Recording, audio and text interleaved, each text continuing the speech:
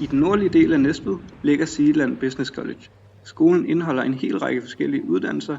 Der er iblandt et brobygningsforløb, der er rettet mod ledige unge fra 18 til 30 år. I forbindelse med, at brobyggerne har fået deres eget lokale, har det også givet os muligheden for at invitere folk udefra. For eksempel Claus Møller Pedersen, også kendt som CMP1, en af verdens bedste freestyle graffiti-malere. Altså man skriver sit navn, man skriver såkaldt, og så findes der en masse udtryk. DGI er en idrætsforening, som hver onsdag har tilbudt os en sundhedslærer. Sundhedslæreren kommer 3 timer hver onsdag og underviser os i vigtig viden om kroppen. Det som jeg håber på er, at de forskellige temaer, som vi har løbende i undervisningsforløbet, kan gøre, at eleverne udvikler nogle handlekompetencer inden for sundhed, så de har mulighed for at tage nogle sunde valg resten af livet. Som I kan se, laver vi mange samarbejds- og tillidsøvelser om fredagen. Formålet bag de øvelser er at styrke sammenholdet blandt brobyggerne. Der er jo mange formål, men det primære formål er at få de unge mennesker ud i noget uddannelse og finde den rette uddannelse til dem. Jamen, vi synes jo, det er nogle skønne unge mennesker, som har brug for en eller anden form for håndsrækning i at finde den rette vej for dem, ikke?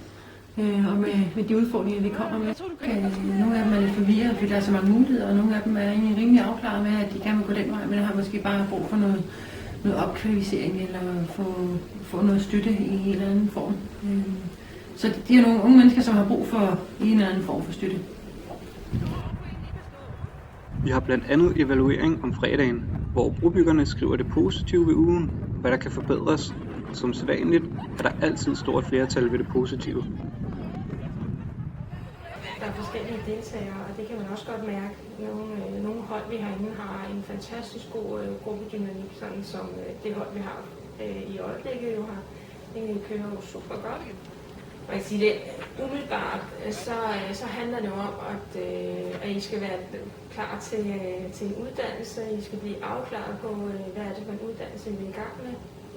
Og når I forhåbentlig starter på en erhvervsuddannelse, så handler det om, at vi skal være med og kan være med i processen i at fastholde. Og så håber jeg også, og jeg kan se det allerede, at der er flere, der får dannet netværk her. Og det synes jeg også er rigtig vigtigt, at man får et godt og måske også et stærkere netværk, end da man startede her.